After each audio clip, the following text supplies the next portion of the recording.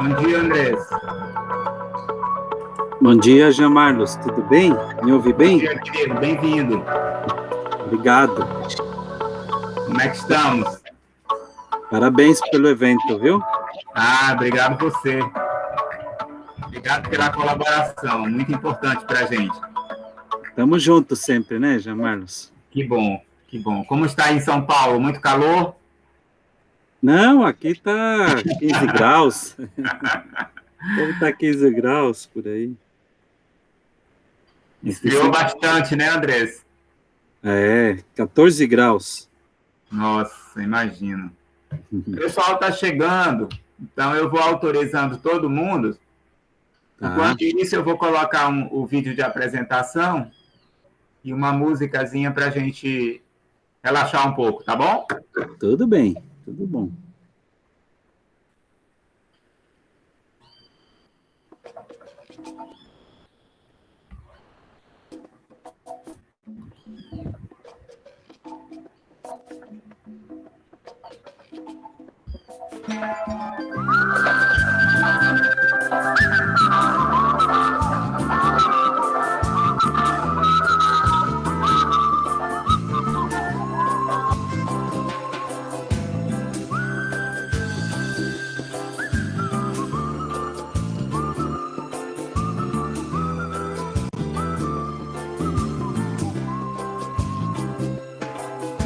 Que ilha bela, que linda tela conheci.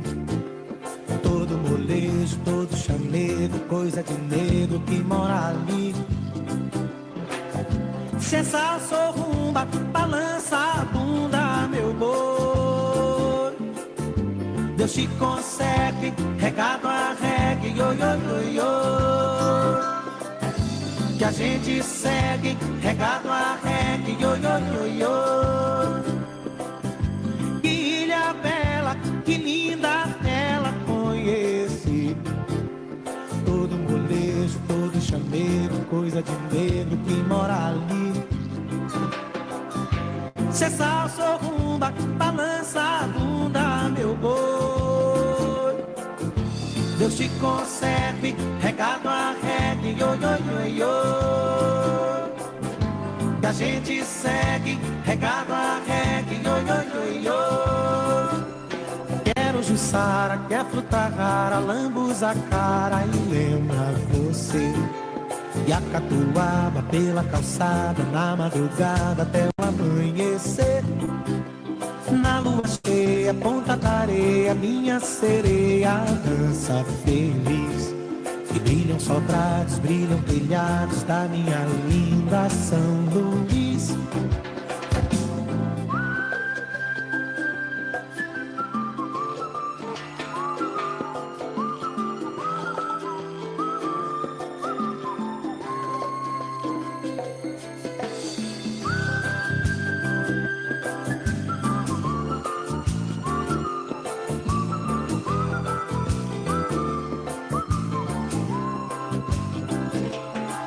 Jussara, quer fruta rara, lambuza a cara e lembra você.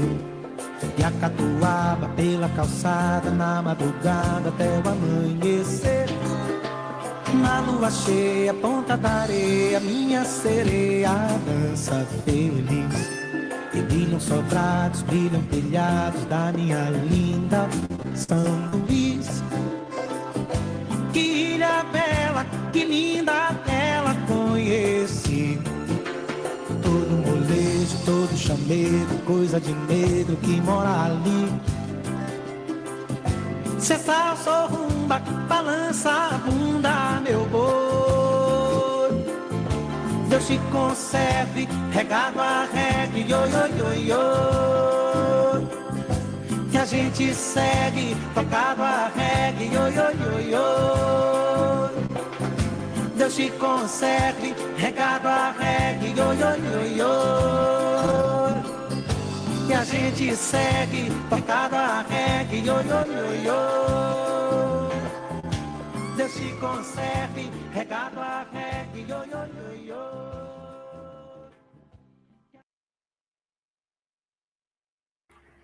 Depois desse vídeo, ainda vai ficar em São Paulo? Não acredito. São Paulo sempre.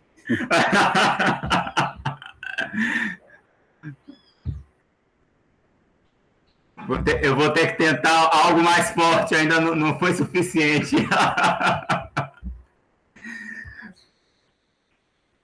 Estava vendo umas fotos aqui quando você veio em São Luís naquela época. Lindo, eu fiquei lembrando disso o tempo todo. Tem Corinthians aí, Jean Marlos? Tem Corinthians aí? Que eu saiba, não. Eu não sou a melhor pessoa para falar de futebol, não. A maioria das pessoas acha que só tem duas Mas maneiras de comprar a casa muito lindo, viu, filme? Um jeito Muito rápido, lindo. mas que você paga. Tem vários vídeos aqui. Tem um do Centro Histórico também.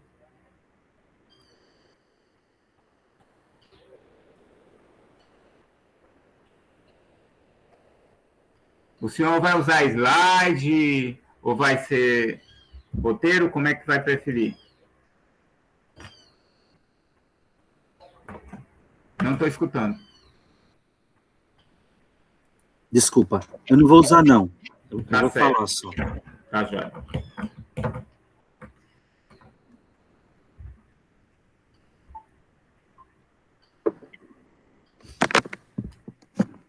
Bom, pessoal, bom dia. São 9h54. Então, para a gente poder cumprir o horário e também não comprometer a agenda do professor Andrés, à medida que o pessoal for chegando, vai sentando.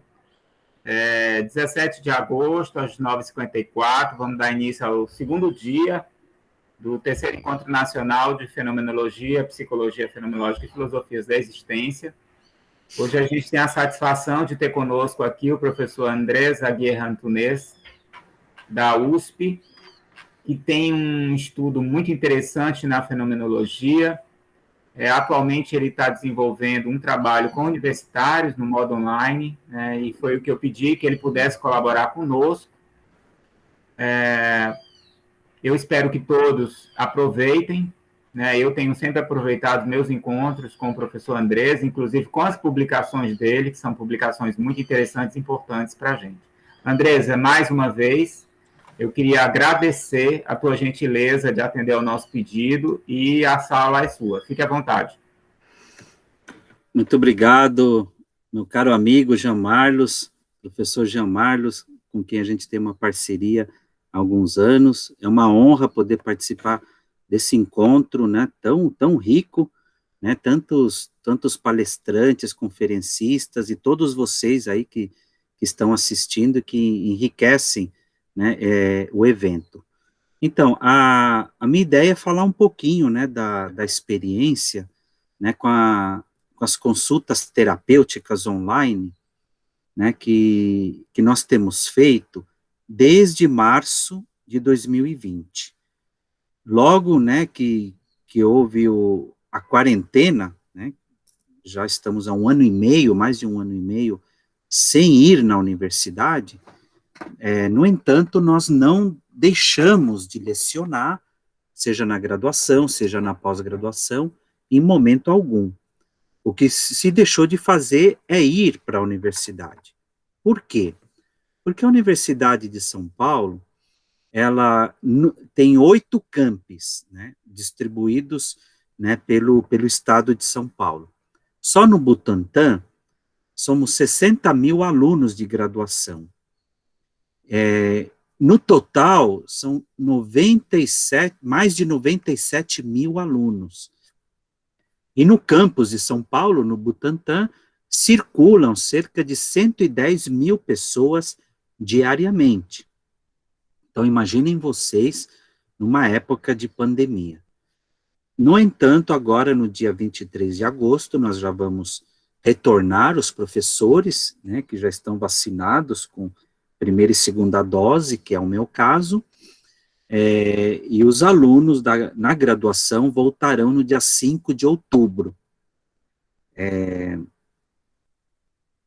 Exato, 5 de outubro, desde que eles comprovem as 2 vacinações, né? Isso vai ser a condição primeira, né, para poder retornarmos. Então, nós vínhamos desde 2017, 2018, quando o escritório de saúde mental foi criado e coordenado por mim, né, tem a vice-coordenação de um professor psiquiatra do Instituto de Psiquiatria, da Faculdade de Medicina. Nós já víamos trabalhando com essa questão da saúde mental, principalmente, né, com a questão do suicídio. 2018, 2019. Em 2019, a gente teve cerca de 210 acolhimentos a estudantes. No ano passado, tivemos uma média disso também, no formato já online. A nossa equipe é uma equipe modesta, nós temos cerca de 47, né, membros, colaboradores, dos quais 30 fazem acolhimento online, todos psicólogos, registrados com o seu CRP, e também no Conselho Federal de Psicologia, para realizarem atendimentos online, né, com autorização do Conselho Federal de Psicologia. Então, no ano passado, a gente atendeu cerca de 210 pessoas que nos procuraram, e somente neste semestre já foram mais de 500 alunos que procuraram acolhimento. Então, mais do que o dobro do ano passado. Isso mostra para nós que esse segundo ano de pandemia tem sido mais difícil, né, para os estudantes do que foi o ano passado, né. Isso tem a ver com N situações, né, que eu já vou comentar a seguir. Então, eu vou contar para vocês, né, que nós tivemos também problemas, né, a universidade também tem problemas como qualquer outra universidade. Nós tínhamos um formulário padrão, né, para o cadastro, né, dos nossos estudantes, e nós tivemos um problema nesse formulário, e nós praticamente perdemos dados, né. Então, a gente ficou pelo menos 3 semanas sem conseguirmos coletar dados via formulário específico. Isso no começo do ano. Aí, no início de abril, já com tantas dificuldades, eu falei, peraí, temos o Google Forms, então eu vou utilizar essa ferramenta. O nosso e-mail da USP, né, todo e-mail @usp.br, ele está hospedado, né, na Google, ou seja, a USP tem uma parceria, um convênio com a Google. Então, nós temos, assim, memória, vamos dizer assim, limitada, a gente pode usar, né, o Google Meet, e utilizamos o Google Meet para os acolhimentos.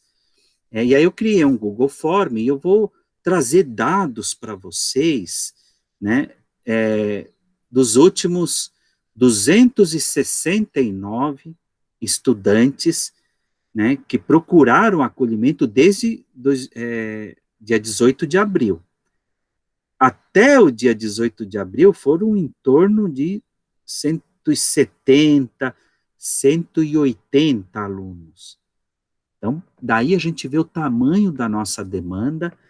Nós trabalhamos de uma forma que não temos fila de espera. Isso eu faço questão, né, é o objetivo primeiro, né, dos acolhimentos, é não ter uma fila de espera muito grande. Então, o aluno preenche um formulário, eu já vou falar os dados que esse formulário tem, e que nos traz de informações, e a partir dele, nós agendamos prontamente. No momento, nós temos, se eu não me engano, 3 alunos aguardando um agendamento. Então, o agendamento é muito rápido, e é bom que assim seja. Por quê? Porque, às vezes, o aluno está vivendo um momento de crise, né? Então, quanto antes nós pudermos fazer o acolhimento, melhor. Nesse acolhimento, nós oferecemos até 3 encontros, né, que nós chamamos de consultas terapêuticas online. Inclusive, foi publicado um livro, este ano, em 2021, pela editora Manoli, que se chama Consultas Terapêuticas Online em Saúde Mental. Fruto desse trabalho nosso no Escritório de Saúde Mental, da Pró-Reitoria de Graduação da USP, mas também com colegas, né, da Faculdade de Medicina, com colegas da Faculdade de Filosofia, Letras e Ciências Humanas da USP de Ribeirão Preto, especificamente da Faculdade de Psicologia, da Santa Casa, professor Guilherme Messas, que está aqui no evento também, tem um texto ali, professor Lotufo Neto, da Psiquiatria da USP, também da Universidade Federal do Paraná, né, temos colegas ali, e da Universidade Federal de São Paulo, da Psiquiatria da Unifesp. Então, é um livro muito interessante, tem até trabalhos com adolescentes, usando a gamificação, tem trabalhos com casais, né, tem trabalhos em grupo com crianças, vale a pena, né, conhecer esse livro, tem tanto no formato impresso como no e-book. Então, eu vou trazer para vocês dados dos últimos 269 alunos que nos procuram, para vocês terem uma ideia, né, do que a gente solicita de informação e que tipo de situação aparece. Vale lembrar que estes alunos correspondem a um pouco menos de 0,05% de todos os alunos da Universidade de São Paulo. Para não cairmos no risco de generalizações apressadas, no sentido, os alunos da USP. Não. 0,05% dos alunos que nos procuram, né, que respondem esse formulário, espontaneamente. Então, só para vocês terem uma ideia, né, a maior parte está residindo atualmente no sudeste do país, mas também temos alunos que nesta pandemia estão no nordeste, estão no norte, no centro-oeste e no sul do país. Mas 91% se mantém na região sudeste. Desses 269, 12,4% residem na universidade. E 87,6% não residem no centro residencial da USP. A maior parte vem do campus de São Paulo, mas nós também temos feito acolhimentos, graças, né, ao Google Meet, ao trabalho remoto, síncrono, alunos de Ribeirão Preto, de São Carlos, Bauru, Piracicaba, né, e em menor medida de Pirassununga e Santos, que são todos os campos da USP. 70,5% são alunos da graduação e 29,5% da pós-graduação. Então, é o aluno mais jovem que procura ajuda, né? A maior parte deles vem da Faculdade de Filosofia, Letras e Ciências Humanas do campus de São Paulo. Só essa faculdade, ela tem quase a quantidade de alunos da Unicamp, que tem 20 mil alunos, que é a outra universidade paulista pública, né? E a terceira é a Unesp. Então, só a Faculdade de Filosofia é maior do que muitas faculdades da cidade de São Paulo. Seguidas da EASH, que, né, a Escola de Artes e Ciências Humanas, que fica na região da Zona Leste de São Paulo, que é uma tentativa de aproximar a universidade de uma região muito populosa e um pouco mais vulnerável, né, da nossa cidade.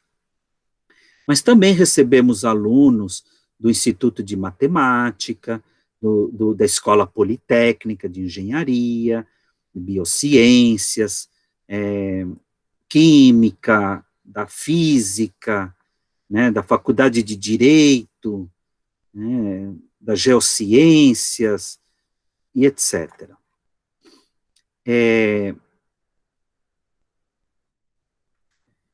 A maior parte dos alunos que nós recebemos, evidentemente, são aqueles, né, que estão no primeiro e segundo ano da graduação, ou seja, alunos que entraram na faculdade, né, nessa era de ensino à distância, seja síncrono ou assíncrono.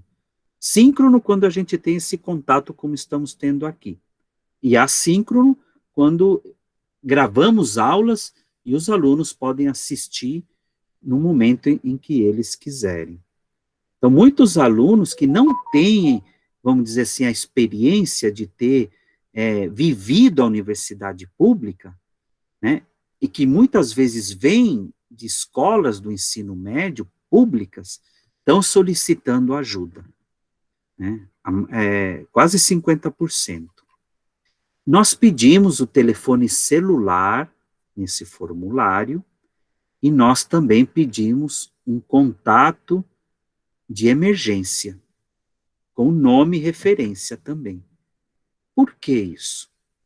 Imaginem vocês que a gente está atendendo alguém e alguém passa mal. Essa pessoa pode estar tendo um ataque de pânico ou pode estar tendo um infarte do miocárdio. O que a gente faz? Ou, na pior das hipóteses, alguém poderia estar bebendo, se cortando e ameaçando se jogar para uma janela. Nunca aconteceu isso. Mas a gente tem que se precaver. Então, é necessário ter um contato de emergência, caso a gente, né, tenha essa situação, e avisar alguém. No entanto, há alunos que não colocam contato de emergência, seja porque não querem, seja porque não têm, de fato, com quem contar. Nem uma rede, nem uma família, e nem mesmo amigos. O período que eles colocam como mais disponível para contato é o período da tarde. Então, 64,8% preferem ser atendidos à tarde, né?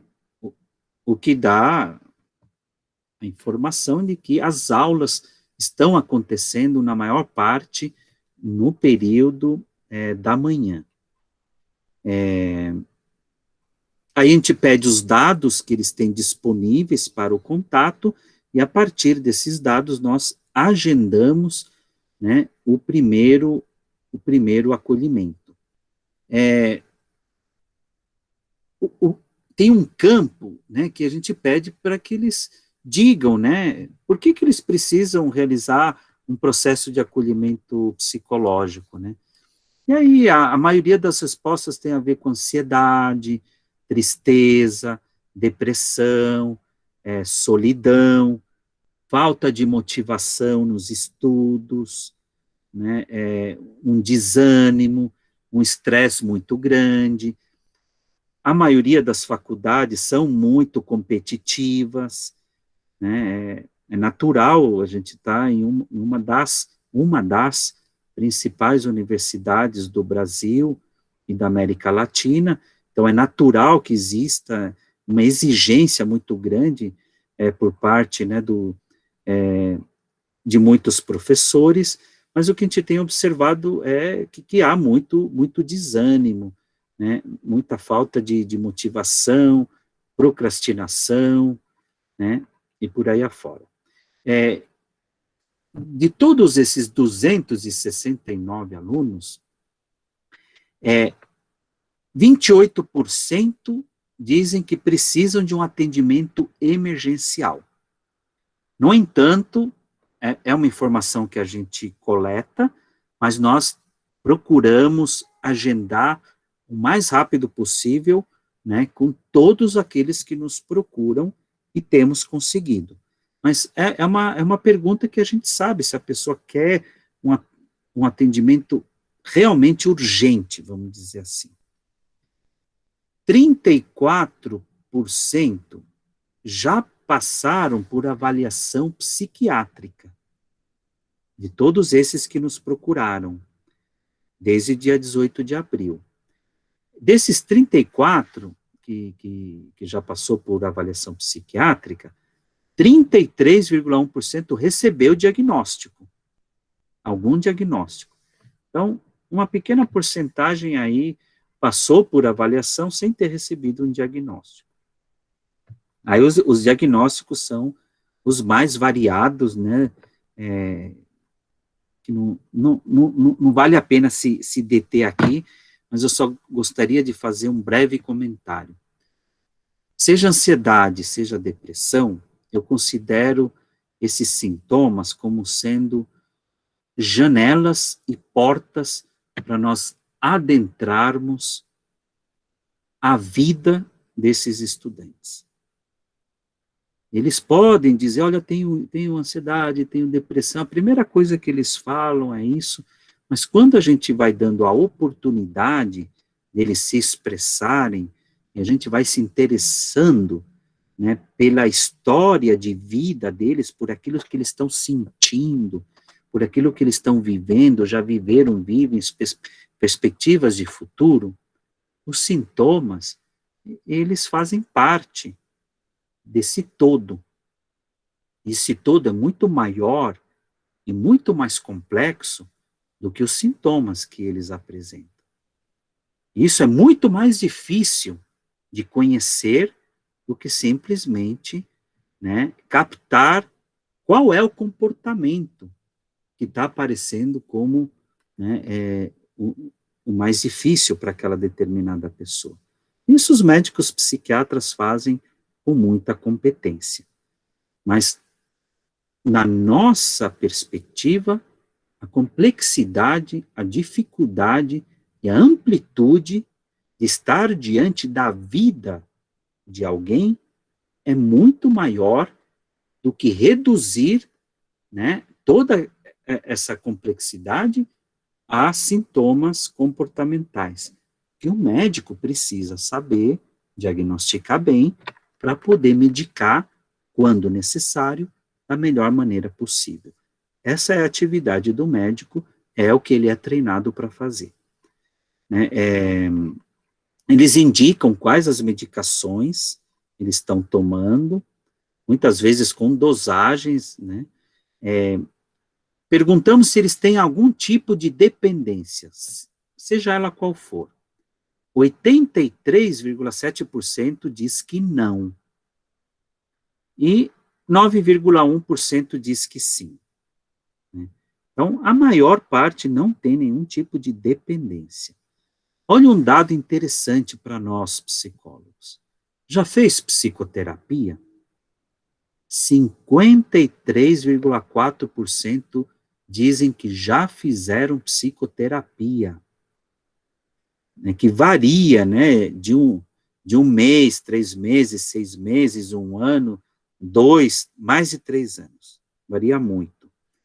Isso mostra que as pessoas, os jovens voltam a procurar algum lugar porque perderam a possibilidade de fazer terapia. Seja porque se estavam sendo atendidos de modo particular, não tem como pagar, porque tinha um convênio médico e com a recessão econômica também o convênio não está mais pagando, né? Ou porque, de fato, eles tentam em vários lugares e não conseguem ter uma continuidade de atendimento. E o que mais esses jovens procuram é continuidade de atendimento. Ora, a gente está numa universidade pública. Quem pode pagar, procura um bom terapeuta e pode fazer um tratamento de médio e longo prazo. E quem não pode pagar? É com eles que eu me preocupo, né?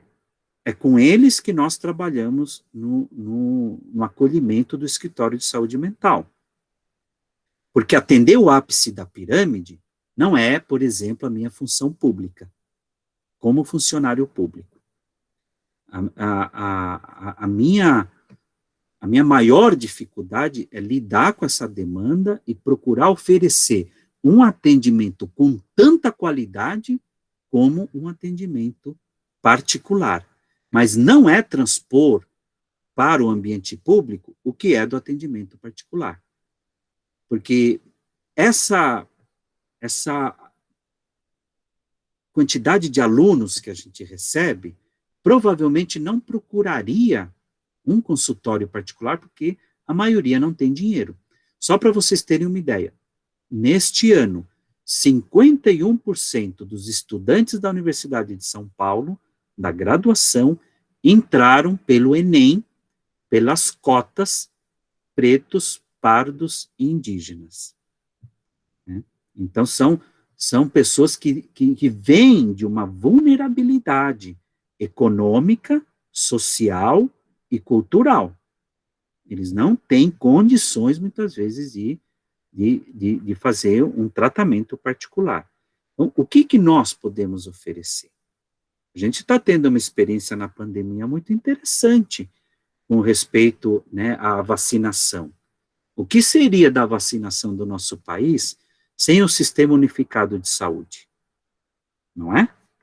Então, eu acho que isso é importante para nós psicólogos que formamos e nos formamos, né, na universidade pública, seja federal ou seja as estaduais de cada estado. Agora vem a pergunta, né, que começa a se tornar, vamos dizer assim, mais difícil e importante de nós sabermos. Né? Já pensou em algum momento em querer morrer ou não acordar mais? É uma pergunta retirada de escalas baseadas em evidências científicas, essa pergunta. Né? 67,6% dizem que sim, que já pensaram em morrer ou não acordar mais. Até aí, pessoal, tudo bem. A maioria de nós, um dia, já pensou em como seria morrer. Né? Isso daí é da liberdade do pensamento humano, né, que não tem amarras, não tem resistências a gente pensar tudo aquilo que a gente quiser, ou mesmo imaginar, fantasiar, de forma deliberada ou não. Aí a gente pergunta também se em caso afirmativo eles querem descrever sobre isso. Aí 125 apenas descrevem, mas já é um número bastante significativo. Agora, uma pergunta ainda mais importante do que a anterior. Já teve alguma tentativa de acabar com a vida? 20% dizem que sim. Já tiveram tentativas reais de acabar com a vida. Gente, isso significa 53 alunos.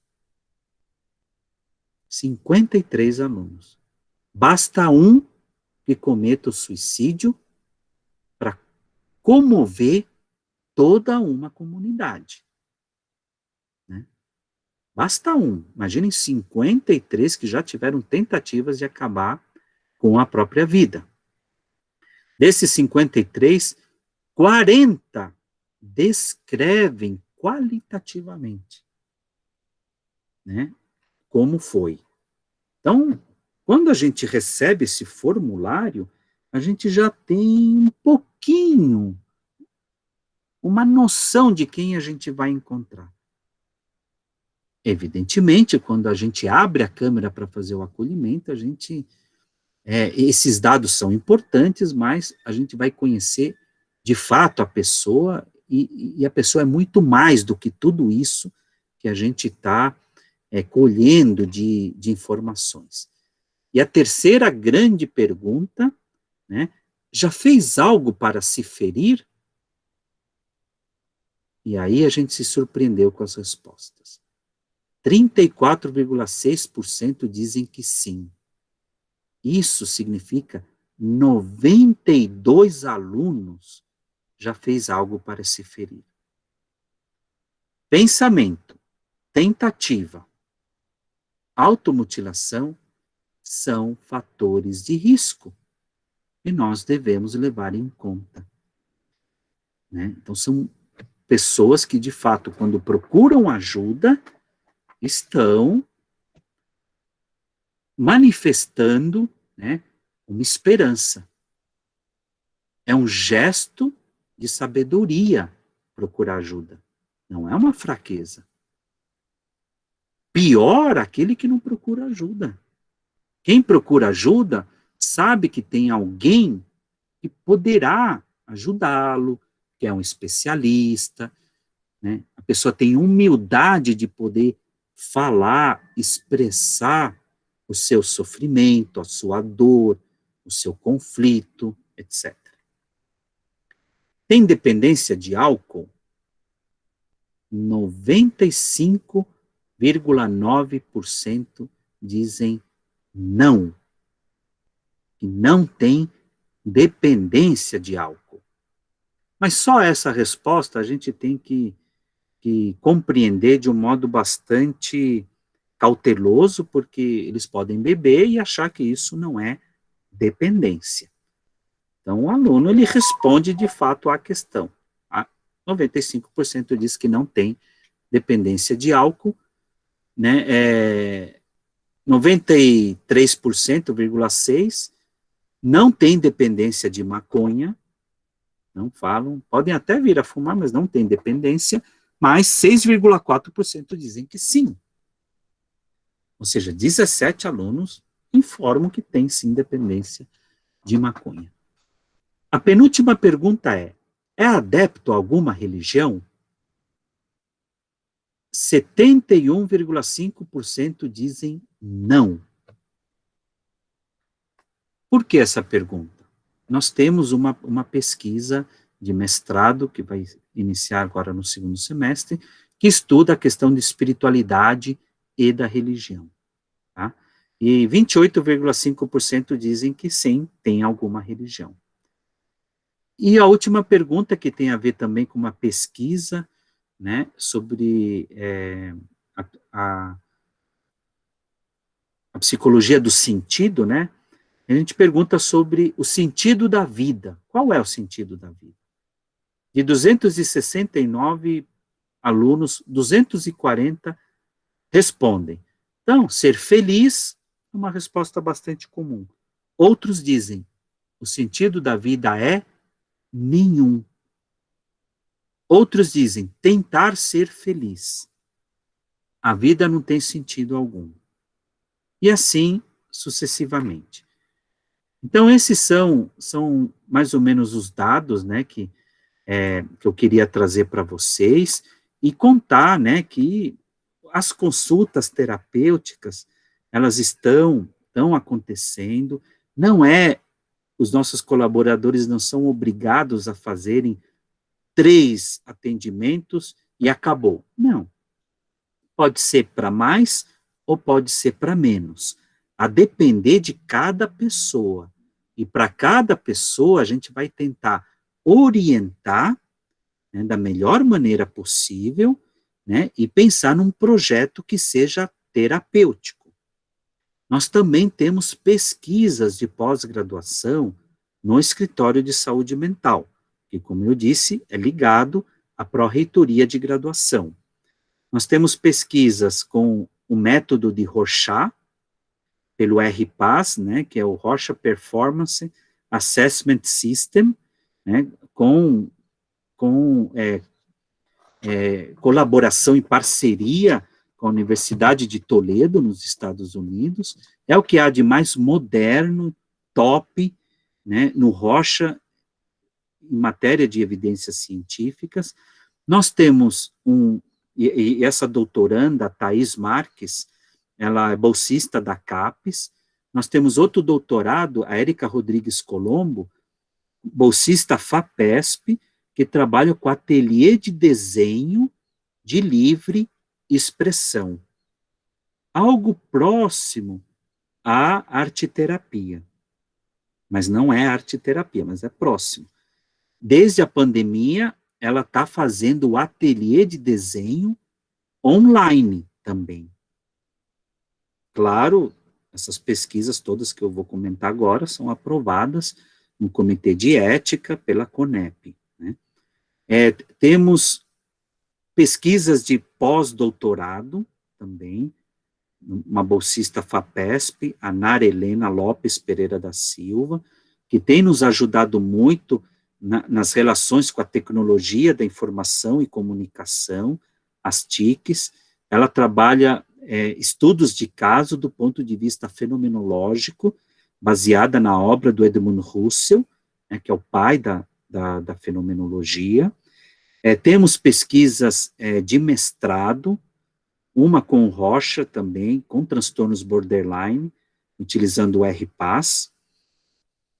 Temos uma de um mestrando que está trabalhando com o impacto da Covid num hospital de Juazeiro do Norte, né? Temos também uma pesquisa de mestrado a partir da obra do Viktor Frankl, da psicologia do sentido. Viktor Frankl, que sobreviveu a 4 campos de concentração, e depois da Segunda Guerra Mundial, ele trabalhava num hospital, especificamente com casos de suicídio. Naquela época, em 1945 a 46, em Viena, na Áustria, os índices de suicídio eram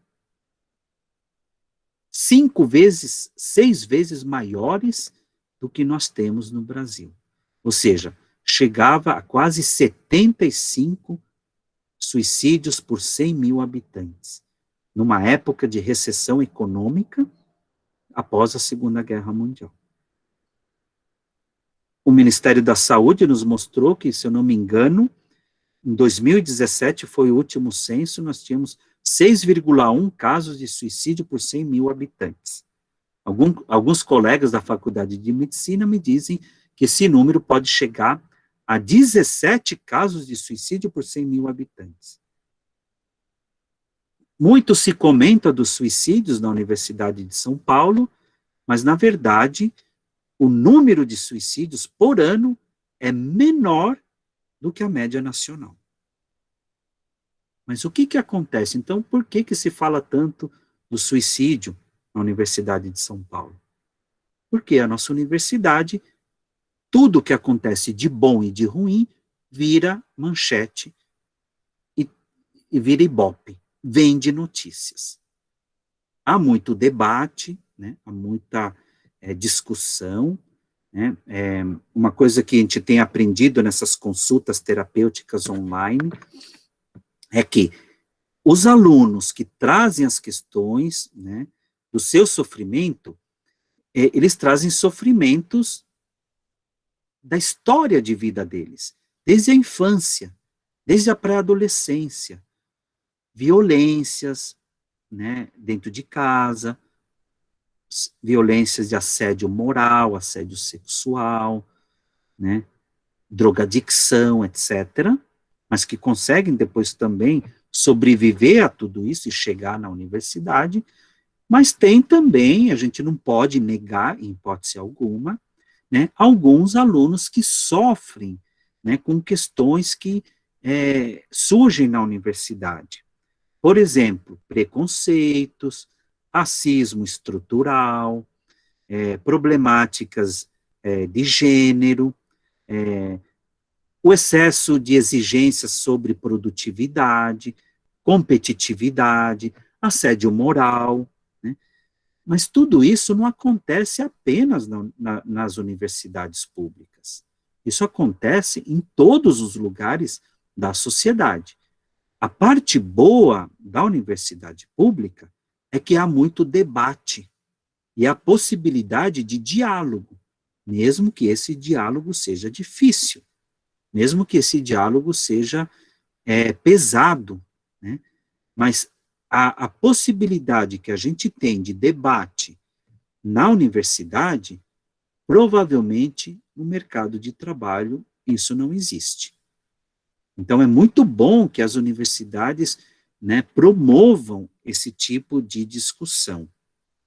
Então a gente sempre vive, né, entre aquilo que é de uma dificuldade pessoal, biográfica, da história de vida daquele determinado jovem, mas também tem outras situações que têm a ver com as vicissitudes de uma universidade pública, que abriu as portas, eu não sei se vocês sabem, mas a Universidade de São Paulo foi a última universidade a aceitar as cotas raciais no Brasil.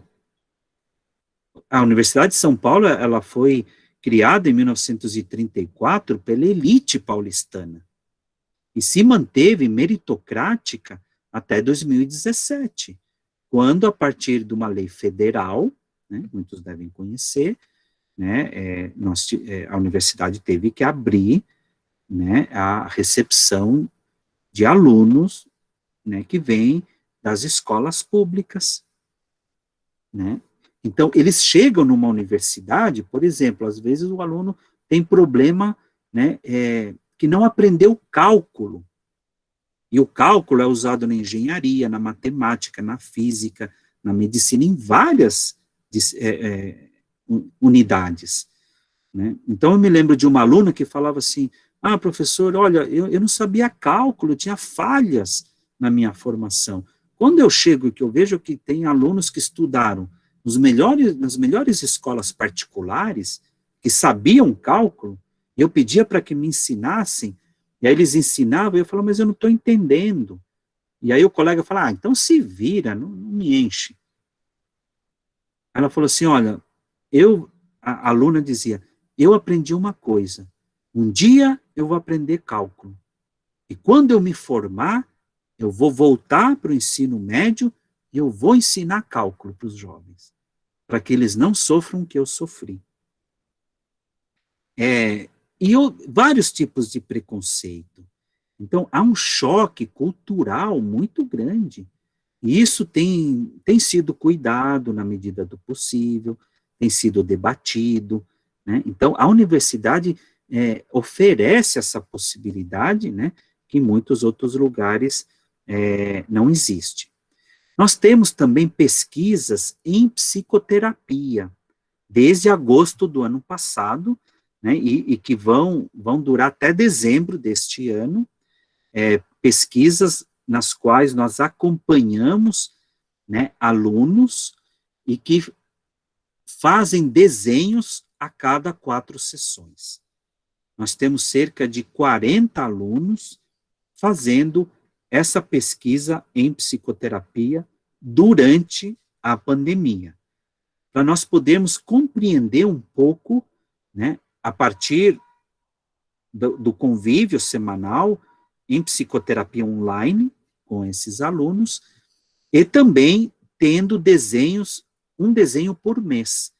E nesses desenhos a gente pede para eles contarem o que eles sentiram ao fazer o desenho e o que pensaram ao fazer o desenho. E aí a gente vai analisando qualitativamente.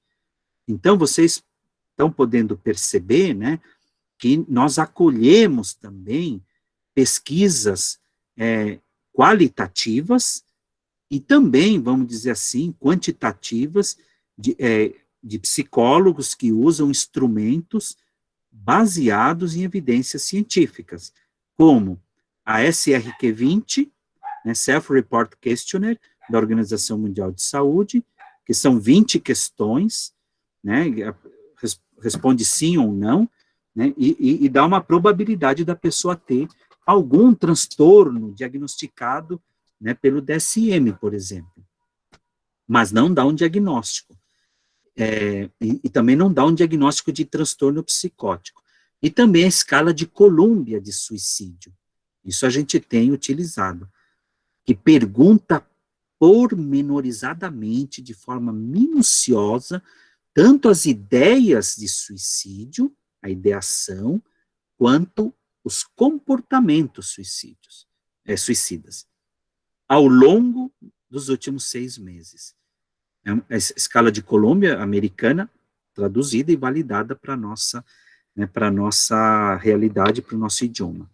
E o Rorschach, né, que temos utilizado ele do ponto de vista mais moderno que existe atualmente, em contato, né, com um grupo de americanos. Então, a gente sempre está trabalhando nesse sentido, no sentido de trazer aquilo que há, vamos dizer assim, de muito confiável do ponto de vista das avaliações, mas também tem campo para os terapeutas de abordagem psicanalítica, os terapeutas de abordagem da terapia cognitivo-comportamental, dos terapeutas da abordagem da psicologia do sentido, de Viktor Frankl, e também temos colaboradores junguianos, né? Temos 2 colaboradoras junguianas. A minha maneira de coordenar o escritório de saúde mental é não estar colocando nenhum aspecto teórico como prioritário. Antes disso, o mais importante é termos terapeutas que queiram ajudar alunos. E alunos que querem ser ajudados, independente da perspectiva teórica. Isso é da responsabilidade do terapeuta. Temos reuniões 1 vez por semana, online também, todas as sextas-feiras, das 4 às 6, nos reunimos, já estamos na 56ª reunião durante a pandemia, e também temos reuniões científicas clínicas, onde apenas se discutem casos clínicos difíceis. Né? As situações que a gente se depara, muitas vezes, não são fáceis. Eu acompanho em psicoterapia algumas pessoas, e uma delas é uma menina, né, que já tentou suicídio 2 vezes. Hoje eu atendi ela, e o que ela diz assim, é muito difícil lidar com a minha angústia, com o meu desespero. Quando a angústia vem, a única coisa que eu penso é em me matar. Então imaginem vocês lidar com uma situação dessa, né? Uma menina que é uma bomba relógio, né? E outras situações, né, que a gente tem lidado, né, no acompanhamento psicoterapêutico, e nos acolhimentos também, muitas vezes, aparecem situações muito difíceis. E para finalizar minha fala, nós também atendemos, né, funcionários, professores, né, às vezes dirigentes, estudantes, todos juntos, em rodas de conversa online. Temos feito rodas de conversa na Escola de Enfermagem de São Paulo, de Ribeirão Preto, na Faculdade de Economia e Administração, no Instituto de Biociências, na Faculdade de Ciências Farmacêuticas, no Instituto de Astronomia e Geofísica, em parceria com a Superintendência de Assistência Social, no Centro Residencial da USP dos Estudantes, né? Então, essas rodas de conversa permitem um diálogo livre sobre a situação pandêmica, né? Poder lidar com os lutos que aparecem, quantas pessoas perderam marido, mulher, companheiro, companheira, namorado, namorada, pai, mãe, avós, conhecidos, que estão sofrendo esse momento de luto. Quantos estão sofrendo com esse momento de isolamento social? Medo de ser contaminado e de contaminar alguém da família. A morte está rondando, né? Como será o retorno híbrido à universidade? Então, tudo isso, o desânimo, a falta de motivação, tudo isso a gente pode, né, conversar e dialogar. Pessoal, às 11 horas eu tenho um atendimento em psicoterapia, mas nós temos aí pelo menos uns 10 a 15 minutos para podermos conversar. Eu me coloco à disposição agora de vocês para a gente estabelecer um diálogo, uma conversa. Se alguém tiver alguma pergunta ou queira fazer algum comentário, eu me coloco absolutamente à disposição de vocês. Tá bom? Muito obrigado a todos pela atenção, e se quiserem dialogar, esse é o momento. Professor Andrés, muito obrigado. Excelente as reflexões e a pesquisa. A gente tem aqui na sala também a professora Vanderleia, que é colega de departamento. Eu vou precisar me ausentar alguns minutos, a Vanderleia talvez fique conduzindo, caso aconteça alguma coisa aqui, ok? Tá ok, então, eu queria Marlos. passar esse tempo que resta para a gente bater um papo com o Andrés sobre isso, né? E aí, Andrés, eu lembro que você, quando esteve aqui na UFMA, né? Você estava apresentando já o início desse projeto, se eu não estiver enganado, há alguns anos atrás, mas eu acho que no formato de plantão. Me parece que eram as primeiras ideias, os primeiros dados, né? E agora você está trazendo uma evolução desse atendimento, e uma das coisas que mais me chamou a atenção, para ser muito objetivo, é isso que você fala, que sempre me incomodou no trabalho nosso aqui, que é não reprimir a demanda, né? Tanto de estagiários supervisionandos, né? Quanto de professores. E por conta de uma série de atividades e até a estrutura do nosso núcleo de atendimento, a gente não consegue fazer isso. Então, eu queria te perguntar como vocês conseguiram fazer essa questão, de que maneira vocês trabalharam, se esse formulário que vocês elaboraram, ele é público, se ele pode ser consultado, como é que vocês fizeram isso? Porque a gente tem pensado, eu particularmente como orientando meu, que eu acho que não está mais aqui na sala, num atendimento tanto para protetoras e cuidadores de animais abandonados, quanto para a população LGBTQI+, né? Que tem uma demanda muito grande, mas passa por essa questão que você coloca, que é não ter condições financeiras para poder custear um atendimento psicoterápico. A gente até chegou a desenhar um pouco essas discussões com algumas instituições aqui, né? E como eu tenho orientado trabalhos nessa área, eu queria escutar um pouco do que você tem conseguido fazer. E aí, Vanderleia, se quiser também fazer alguma questão, e os demais, fiquem à vontade. Tá ótimo, Jamarlos, muito obrigado pela questão. De fato, por exemplo, quando eu comecei a coordenar o escritório de saúde mental, eu mesmo fazia os acolhimentos. E até hoje eu faço acolhimentos. Porque eu penso que o maior aprendizado dentro da psicologia clínica, ele vem da clínica mesma. A clínica é soberana.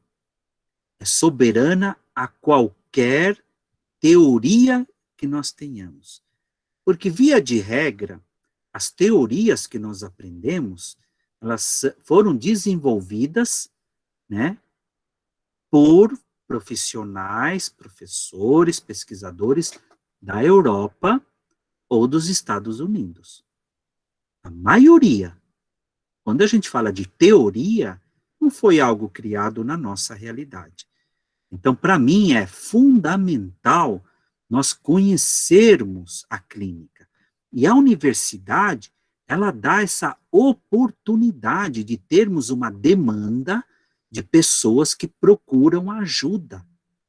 E eu acredito, sim, que a universidade pode acolher esses alunos para que eles tenham uma formação mais adequada nos 5 anos da graduação, nos 2 anos e meio de um mestrado, nos 4 anos de um doutorado. Nós podemos ajudar essas pessoas a terem uma formação melhor. Alguns colegas dizem, mas não é o papel do professor, né, tá fazendo terapia. Eu falei, mas quem disse que é terapia? Eu estou falando de acolhimento. Eu não estou falando de psicoterapia. Quando a gente acolhe alguém, quando a gente cuida de alguém, nesses encontros, né, essa pessoa, ela pode seguir a formação dela de um modo mais adequado. Nós também recebemos pessoas com problemáticas de gênero, né? Por que eu falo que é uma problemática? Porque se eles estão pedindo ajuda, né, eles têm um sofrimento. Da mesma forma que o outro aluno que não tem uma questão de gênero e tem uma outra questão, também está pedindo ajuda, né? Então, as pessoas pedem ajuda. Então, eu fui fazendo os acolhimentos e faço até hoje, porque, para mim, a clínica ela é soberana, é ela que traz um saber, um conhecimento, fruto do sofrimento que as pessoas trazem para nós, e todos os colaboradores que foram se juntando e se aproximando a mim, começaram a captar a essência desse trabalho, e começaram a fazer os acolhimentos. É aí que surgem as perguntas para um mestrado, as perguntas para um doutorado, as perguntas para uma iniciação científica. Temos também alunos em iniciação científica, trabalhando, estudando, e as suas pesquisas também nos trazem dados muito interessantes. E quantas vezes nós ouvimos um retorno dos alunos falando, já? Nossa, puxa, consegui atendimento rápido. Isso não é comum em nenhum lugar no serviço público. Agora pague 500 a 800 reais para alguém e vê se você não é atendido daqui a 3 horas. Mas quem é que tem 800 reais para pagar para alguém? Eu falo de uma consulta a bons médicos aqui de São Paulo, mas tem provavelmente psicólogos cobrando 500, 600 reais uma consulta, 100 reais, 70 reais, mas às vezes o aluno que está numa universidade pública não tem esse dinheiro. Não pode arcar com esse custo. Então, a gente pode oferecer um trabalho de qualidade. Olha, apareceu um formulário. Olha o formulário. Pessoal, quem pode atender essa pessoa nesses horários, nesses dias? E já marca. A gente começa a criar uma cultura muito interessante, que não é um plantão, né? O Jean Marlos tem razão, eu estava iniciando esse trabalho, né? Eu nunca chamei de plantão, né? Plantão, na nossa realidade psicológica, tem algumas vertentes de pessoas, inclusive da nossa universidade, que desenvolveram isso e chamam assim.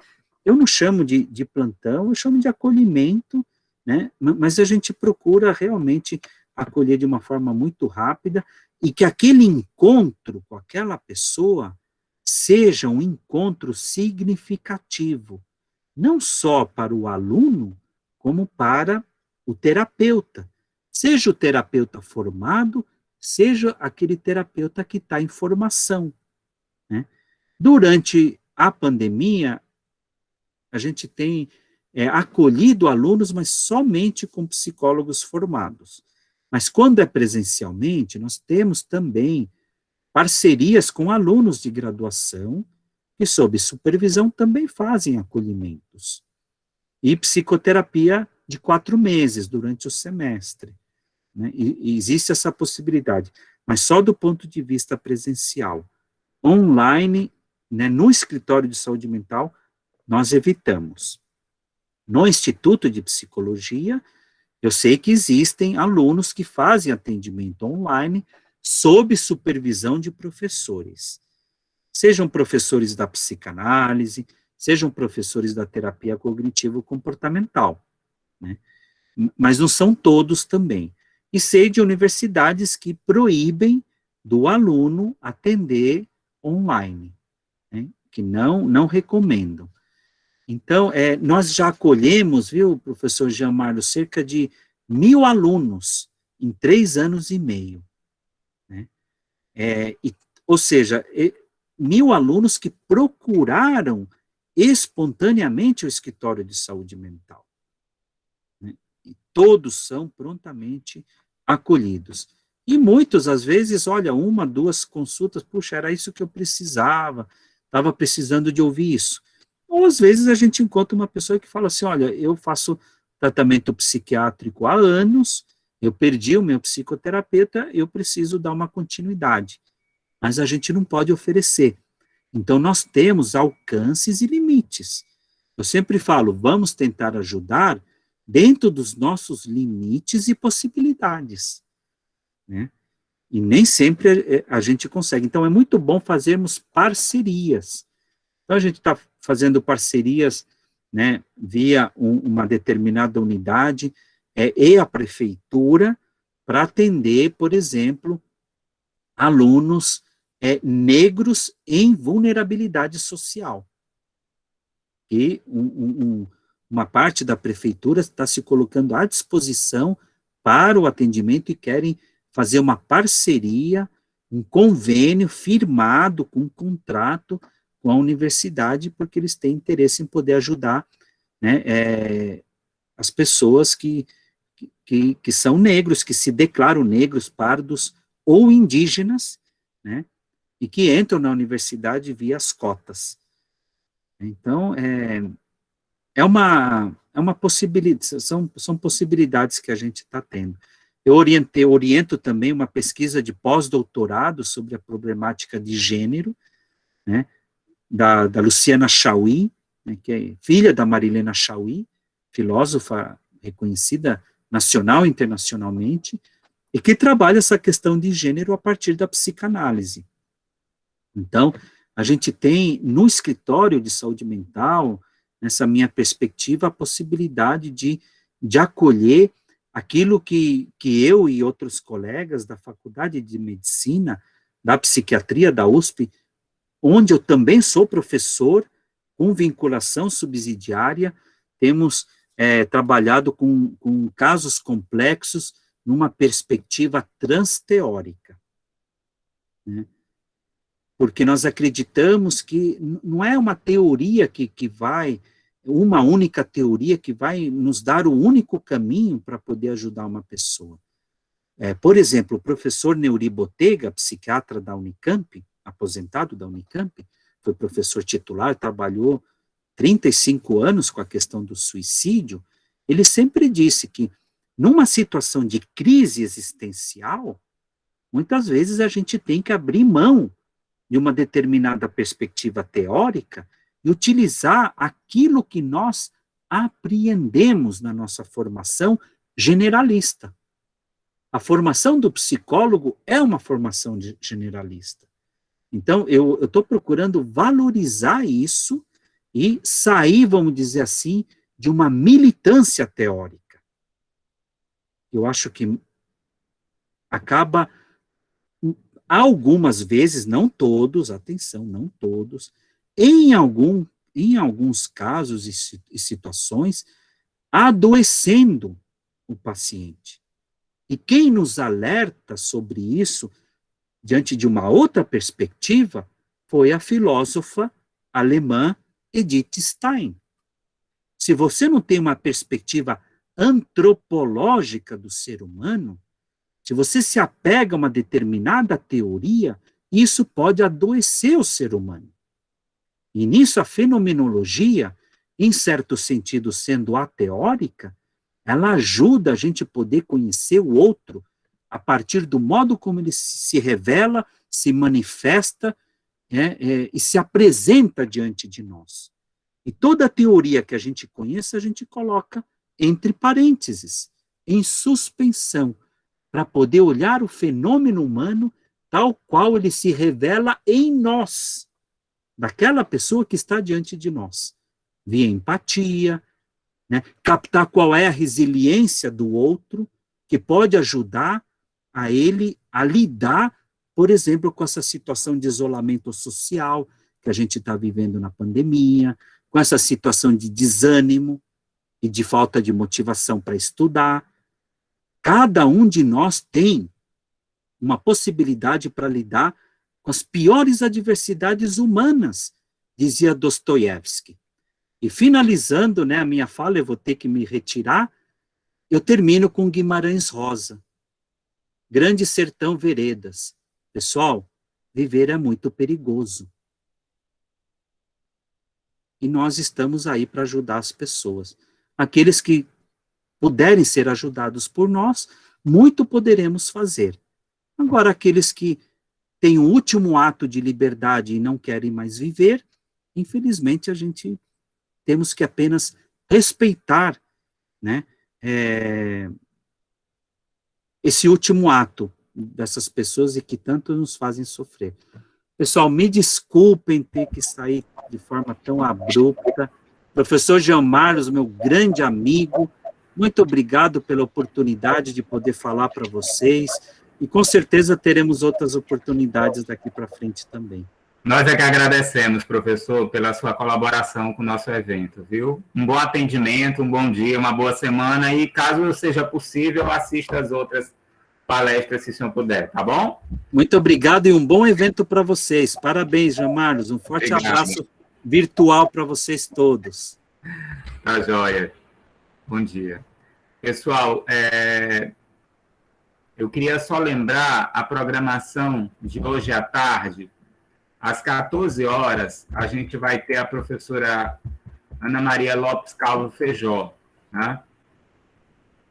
Nós vamos ter uma palestra que vai ser às 14, e aí vai mais ou menos até às 15, às 16, às 17 e às 18 horas, tá? Então, vou pedir novamente que vocês tentem chegar um pouquinho antes, 5, 10 minutos, para que eu possa fazer a permissão, né, de cada um na sala. Eu vou colocar aqui ao lado a programação,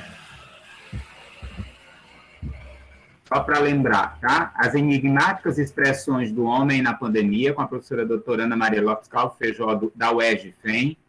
A contribuição da fenomenologia para o debate sobre o uso de substâncias psicoativas, com o professor médico psiquiatra Guilherme Messa, da Faculdade de Santa Casa, e a fenomenologia do cuidado, a vida e o contexto da pandemia, do professor Adão José Peixoto, da UFG, que vai ser mediado pelo professor Graco Macedo Couto, tá bom?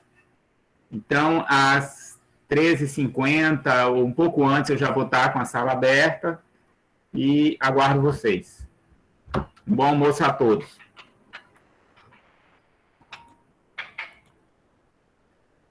Para ti também. Beijos. Beijo.